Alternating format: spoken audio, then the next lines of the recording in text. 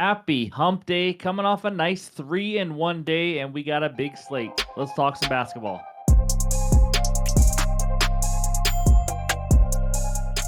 What's going on, everyone? Welcome back in to another episode for Just a Bet Outside. I am your host, Steven, and we are back for some more NBA action. A nice winning day. Needed that bounce back day. 3-1. We'll go over the recap in just a little bit. But does anyone else wish there was like day basketball, like day baseball? For some reason, we just never get it in the NBA. But anyways, before we get into anything, as you guys know, any graphics you see in this video are from OUTLIER. It is the best betting research tool on the market today. I use it every single day for every single sport. So be sure to check it out. The link is below. You get a 7-day free trial. So let's get into it. And it's hump day. So you know what kind of joke we need. Here we go. Dad joke time. What do you call a camel with no hump? Hump free. In this video, we're going to recap yesterday. Again, no research help because not enough data and stats are in yet, but we'll probably start that next week, early in the week. I'm going to give you 3 leans and then a couple best bets. The props are slow to come out again, and you know NBA news is crazy, so I don't want to force too many bets yet, but we still got a lot to talk about. So, of course, we'll finish it with the recap. So hit that like button if you haven't already. Leave a comment below to help this channel continue to grow. If you're new to the channel, hit that subscribe button. Come join this awesome community. Let's get some winners again, but first, it's recap time. All right, there it is. A nice 3-in-1 day. Heat -6. I was furious at this one when I saw Norman Powell have a groin injury and get ruled out. Wasn't even on the injury report last night. I know it's NBA. It happens all the time. But sometimes you just have to worry about how these guys sleep because they wake up not wanting to play. But Jaime Jaquez stepped up and the team stepped up. They scored 1,000,000 points. They continue to impress, and they put a beat down on the Hornets. Jalen Brunson over 37.5 PRAs. You could tell from the beginning this guy was scoring a ton of points. He gets the job done. And then Kaishan George, almost said Keontae George, if you guys remember him. But Kaishan George, over 10.5 rebounds and assists for a half unit. He got the job done. He went absolutely crazy in the fourth quarter after just 1 RA in the third quarter. He got this before overtime, but so nice winner there. Then we went back to Mitchell. Here's the deal. If I went to the PAs, that we would have won, but I went to 20 PRAs because – and he ended with 19, by the way. He had 7 rebounds in back-to-back games, 14 rebounds in 2 games. So I thought I'll just add a couple of rebounds. I think he's got a chance to go big again. He gets 0 rebounds. So 18, 0, and 1, and he ends with 19. Again, a loss where the read is there. I like it. We're right there around the number. We're not getting blown out or anything. But again, we'll take a 3-in-1 day every single day. So there's a season record, 12-14, 2.5 units down right now as we continue to climb back up. So that's what we got for the recap. Now let's talk some leans. All right, let's talk about these now. The first one, it's an under, which, again, not many games are going under, but under 228.5 in the Pacers Mavericks. This one could be ugly, to be honest with you. And it starts with the injury report for the Pacers. Nembhard out. That's right, starting point guard. Mathurin out. Probably best player right now. Obi Toppin out. TJ McConnell still out. Mavs, Lively, and AD probable. These 2 offenses have struggled, and that is an understatement. These are the 2 worst offenses in the NBA, 29th and 30th in offensive rating, if that's what you use for it. Both teams playing at an average pace. We're not seeing Indiana go up and down the court. They don't have Halliburton, not going to have Nembhard. They're not exactly trying to run people out of the gym right now. Mavs are under this line in 3 of 4 games. Pacers under in just 1 of 3, but one was a double overtime game. Another one was versus the Grizzlies, who don't play defense at all. But with all these injuries and just kind of how these teams play, I think it's just going to be one of those grinders of a game. So I like the under there. Second one, this one was about to be a best bet, but then I realized it's not really on that many sportsbooks. DraftKings has it like -130 or around that, -135, or -140, and then it was taken off. So again, nobody has it out yet, but if this comes out at 8.5 RAs at a playable line, this will be added to the card, just to let you guys know. So let's talk about the one worry I have in this one. It's a blowout. 12.5 point spread for the Nuggets. They're at home facing the Pelicans. Pelicans are struggling mightily. But Jamal Murray this year, over in all 3 games pretty easily, 13, 11, and 9. His potentials have been great, and that's what I love to see, averaging 12 potential assists and 8.3 rebound chances. So a total of 20.3 potential RAs. You assume that a guy like this is going to get at least half of them. We have an 8.5 line. Just an okay night at getting 10 out of 20. You like to see that. Again, this is a guy we've seen over and over. He knows how to get assists, always gets in there for some rebounds as well. He averaged 10 RAs per game last season as well. And then against this Pelicans team, just struggling mightily defensively, especially in point guards. Point guards versus them, or guards in general, gave up 11 RAs to Peyton Pritchard, 12 RAs to Stephon Castle, Did hold Morant to 6 RAs because he didn't care. He just scored 35 instead. But again, this is going to make my card if I can get a decent enough line here. The third one, the Bulls -5.5. We are fading the Kings. And by the way, Sacramento is the only team tonight on the second night of a back-to-back. So I'm looking to fade them. Bulls have looked good so far this year. I know they had some struggles defensively again in that last game against the Hawks when we had their team total under. Still pulled out the win there, but seventh best net rating. Trey Jones, like we've talked about, played really well on both sides of the court. Vucevic having his typical, great season at the beginning of the year. We'll see what he does in the second half of the year again. But the Kings, you guys know I don't like this team. I don't like how they're structured, how they're put together. I don't really care. That's a DeRozan Levine revenge narrative here. Obviously, I think the Bulls are going to want to beat them just as bad. They have the 13th worst net rating so far. I don't think they can keep up with this Bulls offense, and this Bulls offense has been very efficient to start the season. After playing a physical that's hard to say, OKC team last night, they now have to travel to Chicago.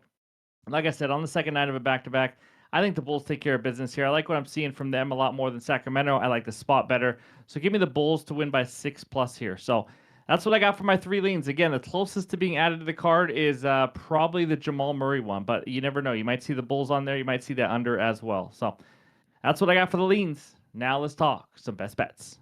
All right, it is that time. The first money line parlay of the year, finally. Give me the Atlanta Hawks and the Minnesota Timberwolves money line parlay -117 on FanDuel for a half unit. This was like -127 or something on DraftKings, so love getting it here. But we were hot with these. I think it was 2 seasons ago on the money line parlays. Didn't have as many last year, but let's have a good season. Let's start out strong. Hawks money line playing the Nets. Cool. Enough said. On to the next leg. No, really though. We'll talk about it because that's what I'm supposed to do. But the Nets are absolutely awful. We know that. 0-4, by far the worst net rating in the NBA at -16.3. Next closest is the Pelicans at -12.1. They've given up 130 plus points in 3 of their 4 games. It's a team that has no identity or much talent in general. Michael Porter and Cam Thomas are the only actual scorers, and they're inconsistent, as you guys know. Giving up the highest 3-point percentage in the NBA at 46%. That is horrendous. If you watch them play, teams are it's just practice out there, getting wide open 3 after wide open 3. Hawks now off to a struggling 1-3 start, but this is a great get right spot here. They look to be fully healthy. In that game against the Bulls last game, they kind of actually had it in control for most of it, just blew it at the end. But again, fully healthy. Jalen Johnson and Risa Share are the only ones on the injury report, and they are both likely to play. Porzingis is not on the injury report, but again, stay tuned for how he sleeps tonight. So this is a massive step down in competition for Atlanta. Played the Raptors, Magic, Thunder, undefeated Bulls. They should absolutely go off on this Nets team and score probably another 130 plus here. If the Hawks lose this game and drop to 1-4, we need to have a serious conversation, I think, about the Atlanta Hawks and how good they really are. So give me the Hawks on the money line. Second one, Timberwolves money line. This line was 5.5. It's moving to 7.5. I mean, it is getting pounded on the spread. But again, I just need them to win. So let's mention the obvious first. Anthony Edwards out for this game. I know that. And you know what? They're still a big favorite by the books and still moving in that direction. It's for a reason. And the reason, Lakers are not a good team. They just aren't right now. No Luka again, no LeBron. It's the Austin Reeves show, and my goodness, has he put on a show lately. He had 51 points to help the Lakers squeak by the Kings. Then he scored 41 in a 14-point loss to the Blazers. This is a guy who has to score 40 plus for this team to have a chance. Let's be honest with you. They just don't really have the other guys that can step up. T-Wolves are going to force a lot of turnovers, and especially in this game. Lakers have no true ball handlers. You're going to see the ball in Austin Reeves' hands quite a bit. He had 8 turnovers last game. Again, a guy with a high usage and all that. But Jaden McDaniels, one of the best on-ball defenders in the NBA, as we talked about before. DiVincenzo, a good defender, is going to help out as well. I think they can slow him down. That's really all they need to do. They don't need to stop him. Gobert, again, should have no issue if Reeves decides to attack. If DeAndre Ayton tries to score, I think he's gonna have Ayton struggling here in this one as well. And then spot. Lakers went from LA to Portland, now travel to Minnesota. Minnesota been home the last 5 days, so much better spot here. This Lakers defense is just not good. Rely on one player offensively, just really not enough. I think against a solid T-Wolves team here at home, even without Ant. I know he's a big part of their offense and everything, but this is a well-coached team, a really well-rounded, solid team. They'll have guys that can step up. So give me the Hawks and the T-Wolves on the money line as my first best bet. All right, before we continue, we got to talk about our new friends. That's right, Novig. It is a social sports book. Some of you guys already know about it. It's helpful, especially in states that don't allow sports gambling on the regular sports books. But it's a sweepstake model type sports book. You can receive Novig coin currency immediately. It's America's #1 sports prediction market right now. Right now, you can download the app and sign up using the link below. I put it in the pinned comment to help you guys. You spend $5 and you get $50. It's that simple. It's a great promo that to get started on Novig. It's available in 42 states as well, so I think it's a great time to take advantage of this promo. Click the link below to sign up, but of course, you must be 21 years or older to gamble. If you have a gambling problem, call or text 1-800-GAMBLER. All right, back to the bets. All right, this next one takes us out to Boston, Massachusetts, where the Celtics host the Cleveland Cavaliers. Cavs -4.5 total in this one, 231.5. This one might be a popular play just based on how he's done against Boston. Give me Donovan Mitchell over 27.5 points, -120 on Bet365. It's only out on FanDuel and Bet365 right now. So again, there's not a lot of lines. We'll see where all the other ones open up. I like this at 28.5. I would probably bet it at 29.5. I think the line should be at 29.5, to be honest. But he owns the Celtics. Mitchell versus Celtics last 4 games, 35, 35, 31, and 41. Oh, by the way, all 4 of those were with Darius Garland. Cavs injuries, Darius Garland still out. Max Strus out. Sam Merrill out.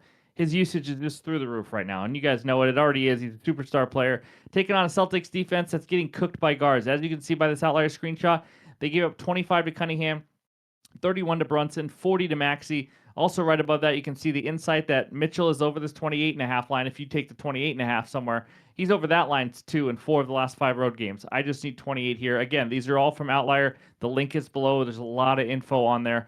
But no Drew Holiday anymore to slow him down. It's going to be up to Derek White, Peyton Pritchard. I mean, these are just not guards that can slow him down at all.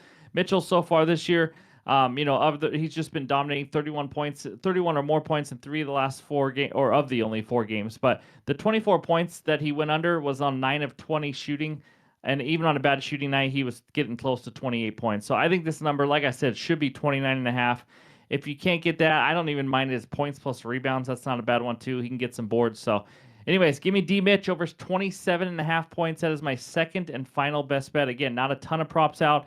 All these weird injuries popping up. I'm going to stick to 2 tonight.